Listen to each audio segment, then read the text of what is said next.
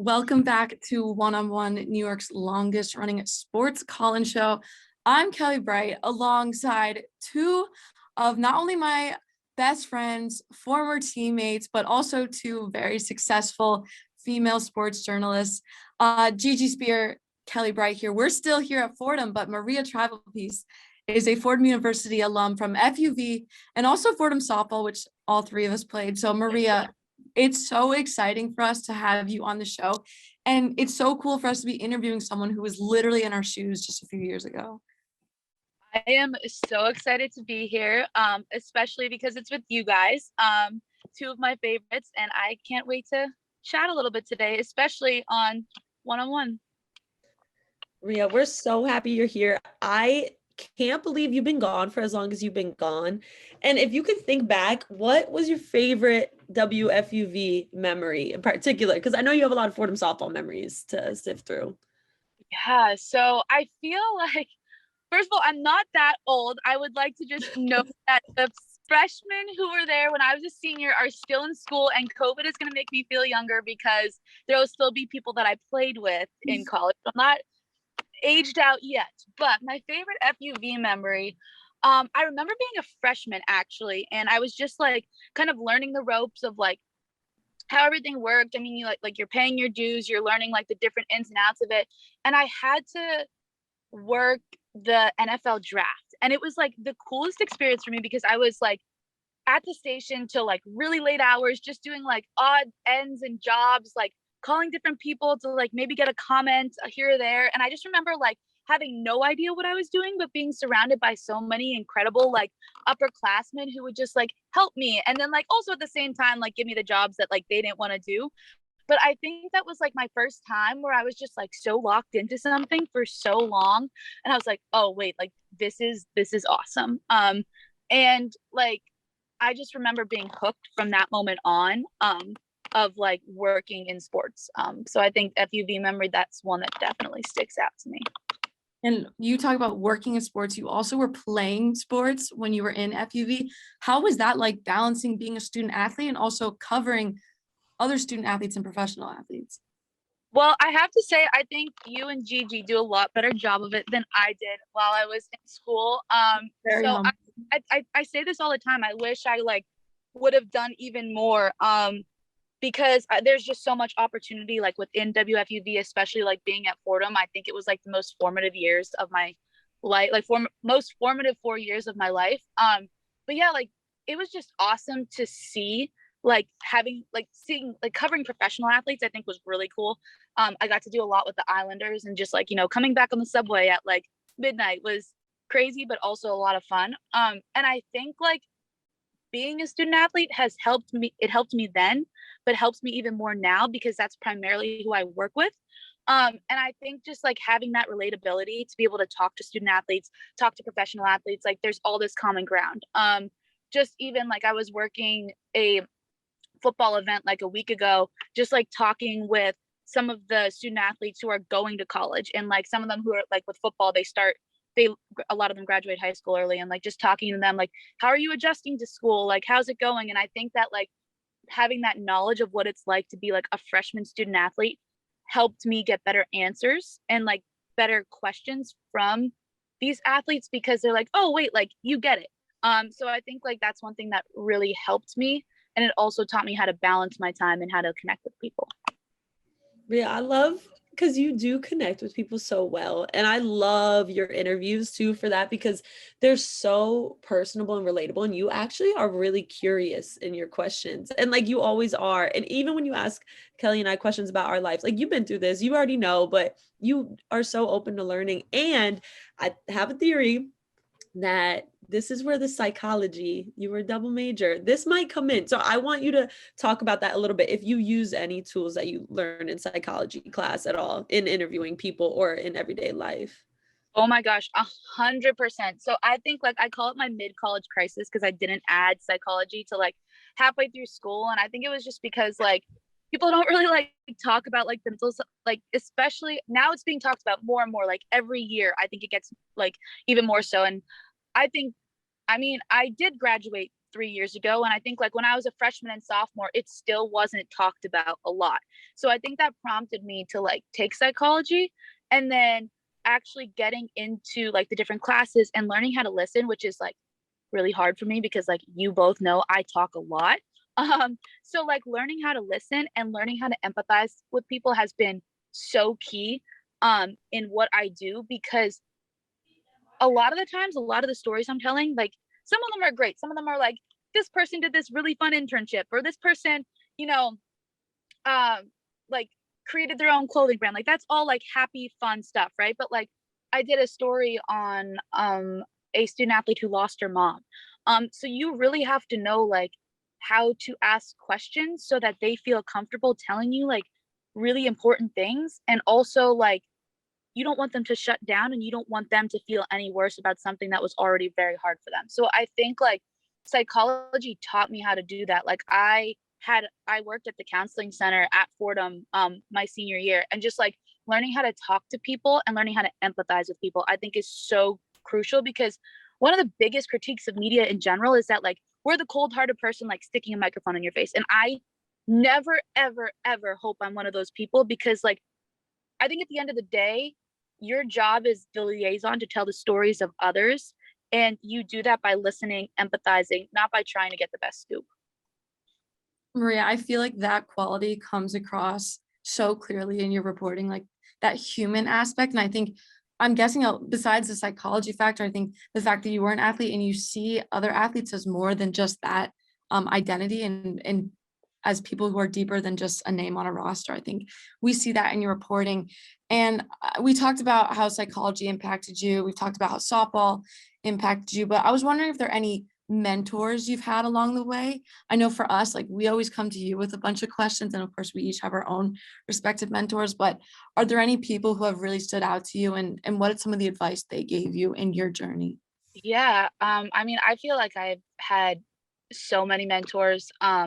Like coaches wise, like I feel like different coaches have taught me different things, like whether it was like to be tougher or like to be more empathetic. I mean, Bobby helps me all the time. I will literally reach out to him about media questions and he knows it. I talk to him all the time about different things that like I can improve on. I'll send him my clips. And then I had one mentor who like really sticks out to me also at Syracuse when I did my grad program there. Her name's Olivia Stomsky, and she is a producer for ESPN, but she's also like, I don't quote me on this because I'm not 100% certain that I'm correct, but I believe she's the first woman to hold like the head role of like managing Newhouse Sports like ever in their history. But like she has really helped me a lot, just like learning how to be like a woman in sports, which isn't really the easiest thing all the time, especially like I don't know, you guys knew me when I was like really like scared of like human beings and like shy and backward, and I'm not like that anymore. Especially like when you are a woman working in sports, you have to be able to stand up for yourself. And she really taught me how to do that, but not come across as like too bold, because it's I know it sounds terrible, but like you have to balance this fine line of like being strong and standing up for yourself, but not being that bold, overly bold woman that people will then shut down and not talk to you. So it's finding that fine line and how to then like stand up for others and use like the voice that you have, the platform that you have. And I think that she has done a great job in teaching me of how to be that. And that being said, like Kelly said, we go to you for advice all the time too. And I know you literally have gone to so much school. You're such a professional, and I'm always learning from you. Something I want to know more about is how you balance that, where you have all this stuff that you've learned, all this knowledge and skills that you want to do, or like how you want to come across, maybe a certain points you want to say. How do you balance being like that professional level and have all these skills, and also be a storyteller and kind of take yourself out of it and give the people whose moment it is to shine, like when Jeff Woodward won at Colgate, that interview in particular I was thinking about, because it's this huge build up moment, literally confetti's falling from the ceiling, and you are just so on top of your game. I would be a little nervous, but you balance it so well. And so can you talk about that a little more? Yeah, absolutely. So, I mean, I think like I would be lying if I would say I'm not nervous. Like I think I'm just a high anxiety person in general. but like I love that also. So I think it goes back to a couple of different things. Like I think it goes back to listening, but I think it's also come down to like a lot of self-reflection. And this sounds like really crazy, like how can this be like related to, you know, sports or like reporting, but like you are always like, I'm really like big into like growing and like healing, I call it. Like that's like my mentality. So like I really think like if something bothers me, I want to look deeper into like the root of like any problem that bothers me, because like there's a reason for that. And instead of ignoring it, I want to like dig down deeper into that, figure out what's bothering me, and then figure out how I'm going to heal that. Because confidence comes from like healing all of like old wounds, and like not just like in life, like at the end of the day, like that's what happens. Like there's wounds, we need to heal it. If we don't heal it, that's why we're not confident. That's why we get nervous. That's why things cause us anxiety. So I think I've done a lot of that, which helps me then like have confidence in my ability to talk to people, to ask questions. And I think like my biggest thing is, especially once I graduated, once I remember being in grad school, and the mentor that I mentioned before, like called me in, and I was literally having like, I call it post athlete identity crisis. I'm going to write a book about it one day because it's a real thing and no one ever talks about it, but it's a real thing. And she just like called me into her office and she's like, you're acting very weak. And she's like, I know you're not weak. Like you played a Division I sport. You're not weak, but you're acting like it. And that kind of was my wake up call. So ever since then, anytime something like gives me anxiety or scares the crap out of me, I immediately make myself do it, because you have to be comfortable being uncomfortable. And I think that's where I'll get the confidence to like level in and ask people like really hard questions. I was like so nervous. I had to interview like the highest profile people I've ever interviewed in my life a few weeks ago. And I was like literally like my leg was shaking. Thank goodness it was only shot from like my hip up because I was shaking so bad. But like I don't think you'd be able to tell in the interview, because I want stuff that scares me. Like if it doesn't scare me, then I'm never gonna grow. And like I think I went through a period of my life where I didn't grow for a long time, and I never want to go back there. I don't know if that answered your question, but say more. That just fired me up. That was great. Thank you, Maria. Maria, you talk about like putting yourself in these uncomfortable situations and challenging yourself. And I remember when you were here at Fordham, you obviously did a lot of reporting, and I know like cyber reporting is a big thing for you, but recently you've been getting into, I know you're about to start doing softball, color commentary and that kind of thing. Can you talk a little bit about that? Because I know that can be really intimidating for people, because like I know at least for me, like that aspect to me is a little scary and uncomfortable. So, but it's kind of cool because it's like full circle, because you're getting to talk about a sport that you grew up playing. So can you just talk a little bit about that experience and what that's like? yeah, I mean, I think that, I don't know, it's definitely like I think like reporting like on a sideline is probably still my favorite, but I think like being a color analyst is so cool. Like I was trying to explain it to one of my friends who had like played football, and he's like, what does it mean to be like an analyst? So like I explained, I was like, oh well, you watch film, like this is how you prep. So and he was like, so you're a coach basically.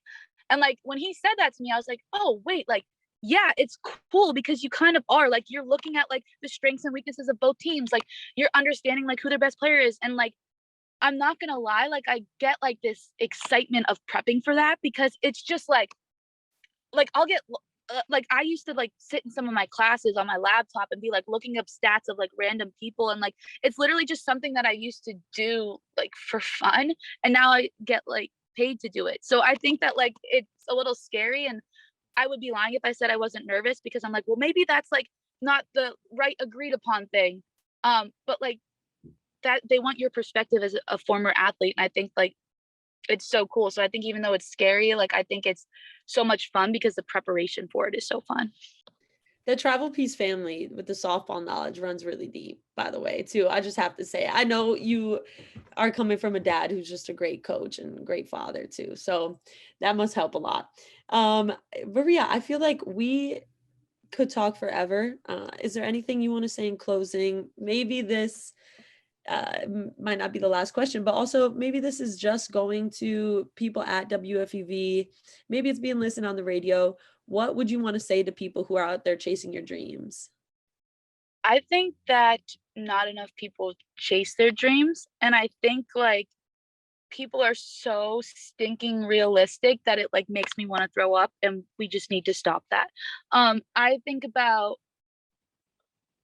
I know I think I'm not naive to know that I am very privileged. Like I was able to go to a great school. I was given the opportunity to play softball in college. I was given the opportunity to go to grad school. Like I've been able to have these opportunities um that maybe some other people don't have.